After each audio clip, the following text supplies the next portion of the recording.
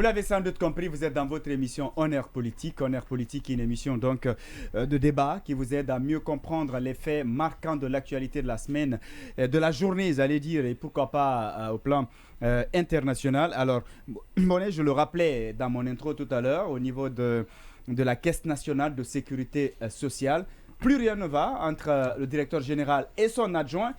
Ce dernier est passé à la vitesse supérieure aujourd'hui pour exprimer sa colère. Il a autorisé, tout au moins il a fermé ou barricadé, si vous voulez, les bureaux de la comptabilité jusqu'à ce qu'on lui présente les statuts ou disons des documents comptables des dépenses effectuées par son directeur général. Et voilà, certainement que sur ce sujet, vous avez plus d'informations que moi. Parce que ce que moi je sais, c'est qu'effectivement, il s'est dit, et on l'a constaté sur les réseaux sociaux, que le directeur général adjoint de la Caisse nationale de sécurité sociale a donc décidé est-ce qu'on va appeler ça barricader, mais en tout cas de fermer les portes de ces services dont vous parliez tout à l'heure, et qu'il aurait même installé comment on appelle, son agent de garde devant la porte pour empêcher. Et qui serait resté aussi. Voilà, pour empêcher. C'est quand même extraordinaire. Hein? Mais bon, et moi j'ai essayé de savoir un peu, j'ai parlé avec le service de communication de l'institution, mais j'ai aussi appelé le directeur général adjoint lui-même qui est concerné pour histoire d'avoir un peu d'explication, mais il préfère ne pas en parler. Mais ce qui reste clair, c'est que je pense quand même que c'est un acte qui est illustratif quand même de ce qui se passe dans beaucoup de nos administrations, où il y a une sorte de cohabitation très difficile entre les directeurs adjoints, ministres, secrétaires généraux. Ça se passe un peu partout, mais ce qui s'est passé aujourd'hui, il faut quand même dire que depuis le début de la transition, on n'a pas encore vécu pareil. Hein. Et je ne crois pas qu'on ait dans nos émissions parlé ce spectacle au point que un directeur général adjoint se donne Oui, mais au niveau de l'EPG aussi, l'EGP, on a appris que son adjoint a failli se jeter sur son directeur. A failli, mais c'est différent. Oui, ça avait, vous avez raison de rappeler. Ça aussi, ça avait été dit aussi à l'époque. À ce niveau aussi, ça avait été dit effectivement. Mais je pense que c'est un niveau d'insubordination qui est quand même assez inquiétant. Et on aurait pu comprendre ça si c'était dans un régime civil, une administration civile, mais sous une transition militaire, que quelqu'un se donne autant de liberté et décide. Parce que le problème de ça, c'est quoi? C'est que c'est une administration où il y a justement une hiérarchie. Maintenant que lui, il a fait ça, et peut-être certainement pour affronter je ne sais qui, est-ce qu'il voulait affronter son ministre, est-ce qu'il voulait affronter son conseil d'administration, est-ce qu'il voulait affronter son directeur général, qui il veut affronter? Maintenant, est-ce que quelqu'un d'autre aussi qui est sous sa responsabilité, lui, parce qu'il est quand même à un niveau élevé, c'est le directeur général adjoint, est-ce que quelqu'un d'autre aussi n'est pas autorisé à lui faire ça demain ou après-demain? Est-ce que comme ça, c'est une administration normale qu'on obtiendrait, qu'on aurait au niveau de cette institution? Je pense non. Ce qui reste clair, c'est qu'il est avéré que l'acte s'est passé. Et jusque-là, en tout cas, officiellement, on n'a pas une explication claire de ça. Qu'est-ce qui a amené le directeur général adjoint à poser cet acte? Ce qui reste clair, c'est un acte d'insubordination. À la limite, je vais dire, c'est une sorte d'outrance, non seulement à son directeur général, je ne sais pas quels sont ses rapports particulièrement avec lui, mais aussi au conseil d'administration et même au ministère de tutelle, parce que vous l'avez dit dans le groupe, il y a apparemment la primature qui aurait tranché. Mais vous avez vu toute la difficulté que le Premier ministre a désormais, et ça peut être une explication à sa démarche il y a 2 ou 3 mois, quand il disait, à défaut de changer certains directeurs généraux adjoints, de quand même les permettre. Parce que, comme nous, le Premier ministre devait être au courant, effectivement, de ce genre d'insubordination qui existe au niveau de plusieurs entités, où le directeur général adjoint n'a aucun respect, n'a aucune considération, et vis-à-vis de son directeur général et vis-à-vis de son conseil d'administration, mais surtout, et ce qui est pire, vis-à-vis des textes qui sont quand même ceux qui résistent les administrations et qui régulent les rapports entre les directeurs qui sont à l'intérieur, entre eux et le reste de l'administration. Je pense quand même que c'est un acte regrettable. On espère que la hiérarchie pourra trouver une solution à cela. La solution, ce n'est pas forcément venir faire asseoir les gens et parler avec eux. Quand quelqu'un a fait une faute de ce genre dans une administration, il doit écoper d'une sanction. Parce que la sanction, ce n'est pas pour parce qu'on est contre lui ou bien parce qu'on veut régler des comptes. Mais c'est pour dire, attention, ça ne devait pas se passer et ça ne doit plus se répéter. Et qu'il donne l'exemple parce qu'après les explications qu'on a eues en offre, apparemment le directeur général adjoint, c'est le rapport de son frère. Quelqu'un de ses frères aurait avec le président. Mais si tout le monde devait... Justement, il y a 2 jours, on parlait de l'hôpital de Boké. Si tous les responsables devaient être forts des rapports que eux ou des membres de leur famille ont avec le président pour piétiner la loi, je pense qu'on ne serait plus dans une administration normale, on serait plutôt dans une jungle où en réalité personne ne respecte l'autre. Mais ce qui s'est passé, je pense que, je termine par cela, je pense qu'ils vont trouver une solution à cela, mais c'est des genres de situations qui ne devraient pas arriver, pas du tout arriver. Bien, oui, Yacine, sur cette actualité. C'est ce qu'on peut appeler un coup fatal qui vient d'être porté à l'esprit de la refondation. Si refondation il y en a, parce que c'est ce genre de choses justement qui devrait cesser avec la refondation. La discipline, le respect de la loi au niveau de l'administration publique. Mais ce que je vais dire aujourd'hui, c'est que il y a une chose importante à dire. C'est que vous avez des directeurs et de leurs adjoints qui sont nommés à peu près par la même personne. Mais avant d'en arriver là, on parle de lignes budgétaires que le directeur n'aurait pas, que le directeur serait en train d'exécuter sans se référer, sans donner d'explication large aux autres personnes, et que le directeur général adjoint a cherché à comprendre ce qui se passe, on ne lui a pas rendu compte. Disons, prenons l'hypothèse selon laquelle le directeur général aurait complètement tort. Est-ce que la loi permet au directeur général adjoint d'agir comme ça? Est-ce qu'on peut enfreindre la loi pour faire face à une enfreinte à la loi, à une entorse à la loi? Est-ce que ça se passe comme ça? Je pense que ça, c'est un problème. Et dans un pays qui se respecte, le directeur général adjoint, il doit sauter. Quoi qu'il se passe, il doit sauter. Maintenant, il faut voir ce qu'on reproche au directeur général. Si ça, c'est crédible, là, on pourra statuer. Mais dans ce qui s'est passé, dans ce spectacle de désolation et d'humiliation pour la République, le directeur général adjoint doit être gommé dès ce soir. Maintenant, l'autre problème, c'est que ceux qui sont à la base sont trop éloignés de ceux qui les nomment. Qu'est-ce que je veux dire? Nous avons une structure dans laquelle le président est un demi-dieu, c'est-à-dire qu'il est omniprésent et il nomme à tous les emplois civils, il nomme à tous les emplois militaires. Ça fait qu'il nomme tous les ministres, tous les généraux, etc. Et même les directeurs généraux, il nomme tout le monde. L'inconvénient de ça, c'est que le directeur général et le directeur général adjoint sont nommés par la même personne. Et ici, il y a eu des entretiens pour donner des postes de responsabilité aux gens. Il y a eu des entretiens, finalement, on donne à une personne le poste de directeur général. À son concurrent, on donne le poste de directeur général adjoint. Donc, ça fait qu'il règne un climat délétère, un climat de défiance et de méfiance. Mais au-delà de ça, c'est que le président est amené à nommer des gens qu'il ne connaît pas forcément, dont il ne connaît pas la moralité. Dites-moi, depuis que Mamadi Doumbouya est venu, il a nommé combien de personnes? Est-ce qu'il a pu lui-même vérifier la moralité, la compétence de toutes ces personnes? On a vu que lorsque l'inspection d'État a travaillé, a agi, qu'est-ce qui s'est passé? C'est qu'on s'est rendu compte qu'il y a eu des gens comme qui ont présenté de faux diplômes. Pourquoi ces faux diplômes? Parce que tout est centralisé et que celui qui est censé les nommer ne peut pas regarder tous les diplômes. C'est des milliers de personnes là. C'est de milliers de personnes dont il s'agit. Donc je trouve encore une fois qu'après avoir réglé ce problème, l'année dernière on avait parlé du même problème lorsque au niveau de l'OGP, le monsieur a voulu se jeter sur son directeur général. J'avais dit qu'il faut qu'on change la loi. Si le président nomme tout le monde, tu ne peux pas respecter ton directeur général quand tu es son adjoint parce que vous avez été nommé par la même personne.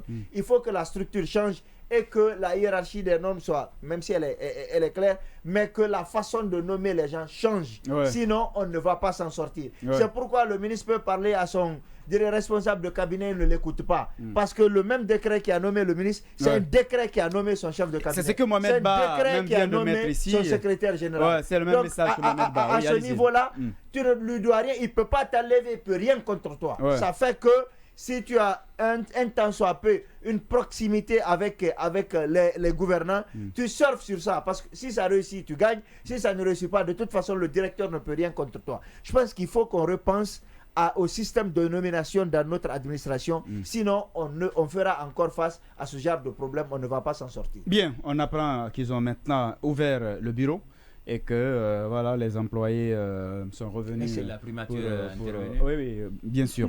Oui, sur la même question, Oscar. Non, bon, je ne vais pas être long sur ce, parce que je crois que tout a été dit. Bien sûr, on va évoluer très rapidement. Voilà. Mais en tout cas, c'est ça le mal de cette transition aujourd'hui. Le mal. Des directeurs généraux qui sont plus forts que des adjoints qui sont plus forts que leurs directeurs. C'est le mal. Parce qu'ils ont accepté de renommer, c'est-à-dire ils ont utilisé des termes où vraiment les actes et les faits, c'est-à-dire ce qui est dit et ce qui est fait, c'est diamétralement opposé. Quand on parle de refondation, on est venu pour essayer de... ce qui n'allait pas hier, on est venu pour arranger ça. Il y a un tollé. Il y a un grand fossé entre eux. Parce qu'on se souvient une fois, au port autonome de Conakry, les deux dames qui sont... mis au spectacle, la directrice générale du port autonome et son adjointe. On avait vu ça ici. Ou bien tu ne te souviens pas, c'est bien sûr. Tu ne te souviens pas. Donc, bien alors sûr. Si les militaires viennent, ils disent que ils viennent pour au moins faire une refondation, je pense bien que j'aurais préféré qu'ils disent qu'ils viennent au moins terminer le projet que l'ancien régime avait. Moi, je préférais ce terme-là que de refondation. Parce que c'est ce qui passait hier. La même chose se passe aujourd'hui. Ou bien c'est la refondation, mais cette fois-ci dans l'autre sens. Dans l'autre sens, mais avec la même chose. De dégringolade, plus pire que ce qui s'est passé auparavant. On a connu des ministres qui ne s'attendaient pas avec leur chef de cabinet. Ça a été connu ici, parce qu'on se souvient beaucoup. On ne finira pas de donner des exemples. Mais en tout cas, pour le cas d'aujourd'hui, ça quand même, c'était un spectacle. Bien. Et chacun a son parrain autour du président. Chacun a son parrain au palais Mohamed V. Donc, ça va être très difficile. Et c'est la raison pour laquelle la Guinée, cette transition, le colonel lui-même a besoin d'un remaniement. Il a besoin. Parce que vous vous souvenez encore, au ministère même de la Sécurité, ça n'allait plus entre le secrétaire général qui est un civil et le ministre Bachir. Bien. Où un policier même a été giflé. D'accord, très bien. Bien. Alors, mon cher ami Diallo, sur cette question, est-ce que c'est révélateur d'un malheur qui nous explique pourquoi même l'administration ne fonctionne pas convenablement? Parce que même lui, le président, il avait évoqué à un moment donné. Moi, je disais, il peut y avoir 3 points très essentiels sur la base desquels on peut raisonner. Le premier point, c'est que ce directeur général, c'est lui le directeur général. En réalité, c'est lui le directeur général. Il est fort à telle enseigne qu'il sera à même d'aller fermer ou barricader des portes. Ça veut dire qu'il est le directeur général et que le directeur général, de façon formelle, il est plus puissant que ce dernier. Ça, c'est inacceptable parce que dans les rapports hiérarchiques, il ne saurait donner des ordres à ce dernier. Ça, c'est le deuxième point. C'est que ça arrange généralement nos chefs. Ils aiment bien régler ces problèmes. Quand il y a des problèmes comme ça, le Premier ministre est très content de les régler. Parce que ça lui permet d'avoir les infos en temps réel des leviers sur chaque tout le monde. Et c'est pourquoi, pour rebondir sur la question que la question que Paul s'est posée, à savoir si le président doit avoir des décrets partout. Bon, ça, c'est quand même ce qui aurait dû être normal. Mais qu'est-ce qui prouve qu'ils veulent que les choses aillent normalement? C'est ça le grand problème. Ils veulent à chaque moment, à l'instant en tout cas, c'est la volonté de nos dirigeants de régler tous les problèmes du monde, qu'ils soient des demi-dieux chacun. En fait, donc vous avez dit que c'est pas normal qu'ils n'ont pas tous les emplois civils. Oui, et je trouve qu'il y a beaucoup trop de personnes et ça ne... il n'y a pas d'efficacité et il va y avoir forcément compris. Bien sûr, il avait compris. Ce que j'ai compris, c'est qu'effectivement, j'ai dit, c'est que et il estime que ça ne devait pas être comme ça. Mais malheureusement, c'est comme ça. Et ça arrange nos dirigeants. Bien. Ils tiennent tous les leviers, ils veulent manipuler tout le monde. C'est extrêmement grave. Bien. Et ça ne fonctionne pas. Et d'ailleurs, ces gens ne veulent pas que ça fonctionne. C'est ça, en fait, le problème. Ils veulent avoir des gombos partout, des gens de la vision, sur toute la gestion, sur toute la ligne. Bien. Et le troisième point sur lequel je vais insister, vous savez qu'il n'y a jamais de sanctions. Ça veut dire que il y a un coaching derrière ça. Et lui vient de rappeler au ministère de la Sécurité. Le ministre est venu trouver qu'il y a un conseil de cabinet sans qu'il ne soit informé. Bien. Ça s'est passé ici. Ouais. Et il n'y a jamais de sanctions et les gens continuent. Et quand il y a dérive, par exemple, sur le plan de la communication, il n'y a jamais de sanctions. Ouais. Ça veut dire qu'il y a une institution derrière. Et je pense qu'on va un jour arrêter de parler, puisque ça va se répéter, ça va se répéter, ça va se multiplier, jusqu'à ce qu'on s'habitue pour savoir c'est comme ça qu'eux, ils fonctionnent. Bien. Baïla? Oui, sur cette question, moi je veux d'abord, bien entendu, avant d'avoir plus ample information, appeler à la prudence. En tout cas, moi je reste prudent. Parce qu'effectivement, autant on dit que les conflits entre DG et DGA sont fréquents, c'est vrai, dans notre administration, autant on sait aussi que justement les manipulations en vue de, on va dire, de se débarrasser de l'un ou de l'autre. Embêtant. Voilà, et aussi, c'est aussi fréquent. Ouais. Ça arrive fréquent que les uns... Il y a des directeurs qui se comportent en demi-dieu, qui n'ont pas besoin des gens qui peuvent fouiller dans leurs affaires. Donc souvent, voilà, donc restons prudents parce que ça peut être des deux côtés. Oui, maintenant, mais sauf que de passage, sauf que ce que nous, on condamne, c'est qu'il est allé en excès, quel qu'en soit ce qu'il reproche. Est-ce qu'il a l'autorité d'aller fermer quand même un bureau? C'est ce que je dis. C'est de ça qu'il s'agit. Présenter comme qui ça. Qui a raison, qui a tort, ça, c'est autre chose. Même cette information, présentée comme ça, on est d'accord, c'est scandaleux. C'est scandaleux, présenté comme ça. Mais vous savez, je le répète encore, même pour des cas, parfois des présentations, vous savez, on ne sait jamais, c'est quoi le fond du problème? Qu'est-ce qui a amené le DGA à faire ce geste fou? Parce que ça me paraît quand même un peu trop facile de dire c'est juste qu'il se sent fort, donc il le fait. Ça me paraît, c'est-à-dire même une personne qui se sent fort, la personne pour laquelle tu te sens fort, si tu agis de façon légère, c'est-à-dire ça, même cette personne va te dire non, là, il y a des limites quand même. C'est-à-dire ça ne peut pas être aussi flagrant que ça. Donc moi, je m'interroge sur cette question et disons aussi que cet organisme, la CNSS, depuis le début d'ailleurs de la transition, il y a souvent des mini-scandales en tout cas qui sortent dans la presse. Je ne vais pas rappeler... qui sort dans la presse. Maintenant, sur cette question aussi des nominations, je suis en partie d'accord avec Yacine et Diallo. Quand je dis en partie, je veux dire que le fait d'être nommé par le même acte n'empêche pas qu'il y ait des relations de subordination. Et ça, c'est partout dans le monde. Je prends un exemple tout bête. Le Premier ministre est nommé par décret autant que ses ministres, et partout. Mais on sait que le Premier ministre est au-dessus. Donc ça, c'est-à-dire le fait que ça soit le même acte en soi, on peut être nommé par les mêmes actes, mais que la loi, les prérogatives sont claires, sont soumises par d'autres textes. Maintenant, où je vous rejoins effectivement, et ça, c'est vraiment une réflexion à avoir dans le cadre de la prochaine constitution, c'est inadmissible, c'est même fou que le président de la transition nomme à tous les emplois civils et militaires. C'est-à-dire, il est débordé. Il signe combien de décrets? Le fait de signer vous avez vu, on a parlé avec l'affaire de la ministre de la Justice qui avait démissionné. Exactement. On est allé jusqu'à changer une page du décret. Et puis, on a inséré. Et le président n'a pas le temps de s'assurer que ça fait trop. Il faut renforcer le pouvoir des ministres. Bien sûr. Par exemple, des actes concrets, le cabinet du ministre, le ministre doit pouvoir le composer lui-même par arrêté, nommer son conseiller juridique, nommer son conseiller principal, son chef de cabinet. Comme ça, on sait aussi qu'en cas de départ, éventuellement... Ils seront tous responsables du bilan.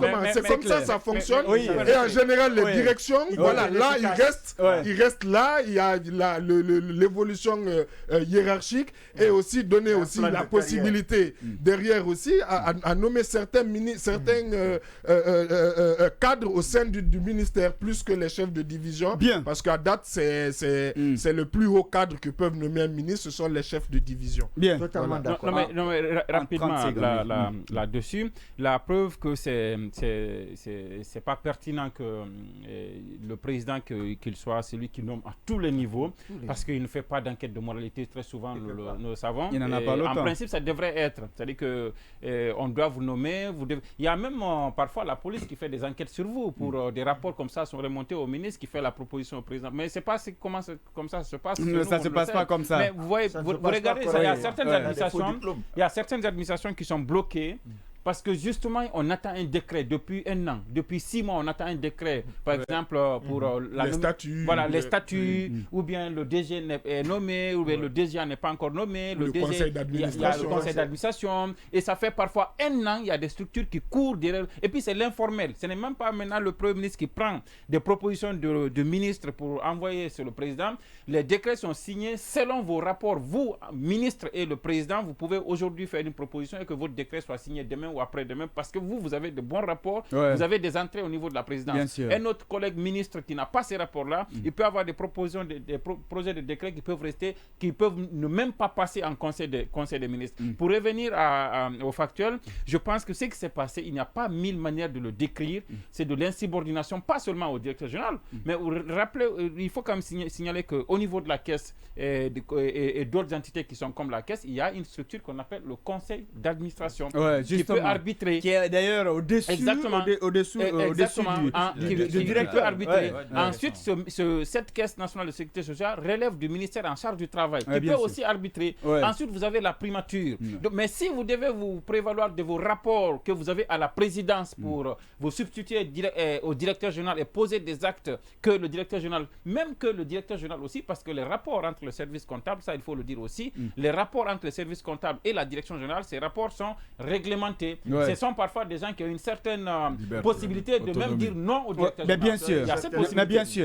Mais vous ne pouvez pas, c'est clair. parce que vous n'êtes pas en bon rapport avec le conseil d'administration ou bien avec le ministre. Ça fait que le comptable, il relève même d'un autre département. Non, il relève même d'un autre département. Les responsables bien sûr, les financiers. Il relève du ministère du budget. Voilà, c'est ce que je veux dire. Il relève directement. Mais vous ne pouvez pas vous lever le matin pour dire DAF ne donne pas. Vous n'êtes même pas l'ordonnateur principal. L'ordonnateur principal, c'est le directeur général. C'est pourquoi nous voyons, et je vois souvent, et ça me plaît souvent d'entendre Makanera dans l'émission en langue qui vient avant notre émission, ils aiment rediffuser ça. Voilà, Badouba, où Makanera effectivement expliquait, il dit, mais il ne comprend pas pourquoi on envoie les ministres à la CRIEF, parce que en réalité, ce n'est pas eux qui exécutent le budget. Mais c'est effectivement parce qu'ils sont ordonnateurs. Et donc, vous ne pouvez pas être directeur général et que ce soit votre adjoint qui gère les... Je ne sais pas ce qui s'est passé à la caisse, et si c'est effectivement ça, parce qu'il a relaté. Je ne sais pas si c'est ça la réalité. Mais si c'est ça la réalité, je pense que le directeur général adjoint, il tient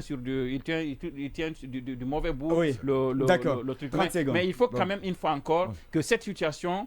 Et vous avez parlé des cas antérieurs où c'est intervenu, mais on ne peut pas continuer à laisser ça, quelles que soient vos affaires. C'est parce qu'on n'a pas sanctionné le premier. Vous savez, on accuse le président d'être trop faible, sentimentalement, qu'il a la main lourde et tout ça, mais quels que soient vos rapports. Et lui-même, il a dit dans un de ses discours qu'il sa main ne tremblera pas. En réalité, c'est des situations devant lesquelles justement vous devez faire montre de cette rigueur. Et c'est dans les situations comme ça, on devrait le savoir. Quand il s'agit de politique, mais quand il s'agit d'organiser son administration, il y a un certain laxisme quand même. De dire qu'il ne va pas nommer des décrets, ils ne vont jamais renoncer à ça. Il suffit juste pour s'en rendre compte de regarder comment les partis fonctionnent. Généralement, les partis qui doivent venir au pouvoir, qui ont d'après les élections, s'il y a quand même une élection propre, un peu truquée, les partis qui sont proches, il faut voir comment ça fonctionne. Le chef du parti se comporte comme Dieu. Donc en réalité, quand il va avoir dans la Constitution ou du moins là-dedans des choses qui l'arrangent à nommer tout le monde, il ne va jamais. Ça, vraiment, c'est l'idéal que nous voulons. Mais sachant que nous ne sommes pas prêts, nous voulons aller par arrière et jamais devant. Donc, notre objectif, nous allons l'atteindre, c'est le retard et c'est parfait. Bien.